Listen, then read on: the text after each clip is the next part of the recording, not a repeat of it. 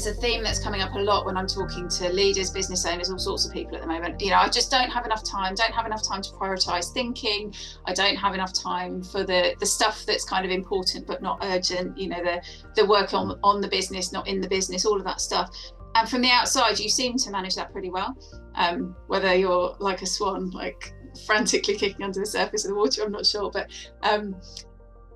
yeah, I just wonder how you do that. So you're obviously running the business, speaking at lots of events, giving back in lots of ways, investing in your team, all on top of the client work or underpinning the client work, whichever way you see it. And I just wonder how you do that, how you fit it all in.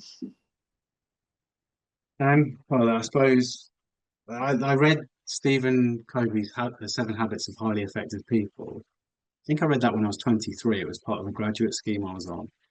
And one thing that always stuck me was what he used to term as net time, so no extra time.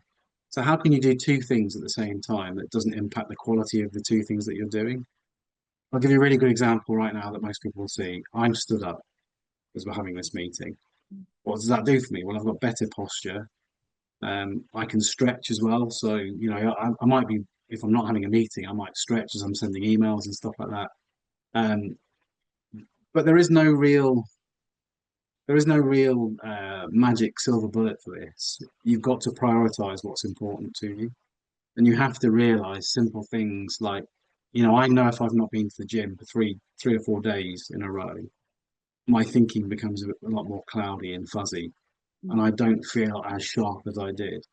Well, the consequence of that is that I don't work as well as I could have done had I kept myself sharp. And again, it's one of the 7 habits of highly effective people called sharpening the saw. So, I've been to the gym already today. I feel better for the fact that I did that. I take my nutrition relatively serious now compared to what I did in the past. So, I'll use apps and I'll look at things. And it's not like it's in my face all the time. And I know that I'm never going to be perfect, but it's not about how do I maintain my standards up there. It's always about how I recover when I let things slip.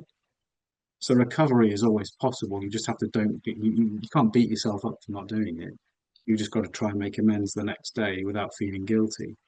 So I'm not going to say I'm a great time management person because I'm not. I will turn off emails as much as I can and only try and look at them at about 3 o'clock in the afternoon because a lot of emails would have actually taken care of themselves without my intervention. So I'll try not to watch my inbox. But I do take quite a bit of time for myself where I'll go for a walk, I'll go to the gym, I'll drop the kids off at school, I'll pick them up.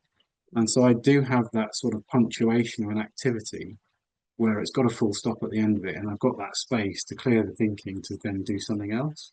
And I think that's probably what a lot of people miss in life. And so they probably just get too caught up in something. And let's also remember the fact that the amount of time you give yourself to do a certain task is probably how long you'll take for it.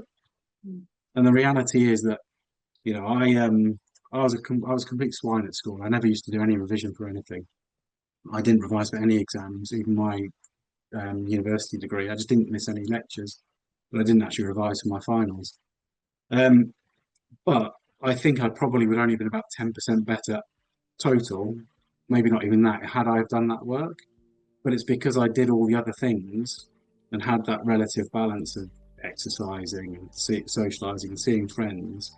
And I'd deliberately try and punctuate my day so that I can be a bit more reflective.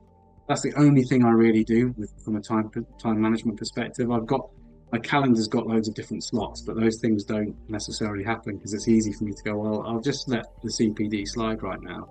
But then when do I actually do CPD? Well, I'll probably have headphones in when I'm at the gym and I'll be listening to a podcast. I'm not recording it, which is the hardest part of it, but I am still doing it to gain the thinking around it. So I suppose one of the quick tips is how can you do two things at once just as efficiently as you could have done if you'd done them in isolation. And that's exercise. I used to cycle into work. It was my commute and it was exercise. Again, I've got 2 birds, 1 stone.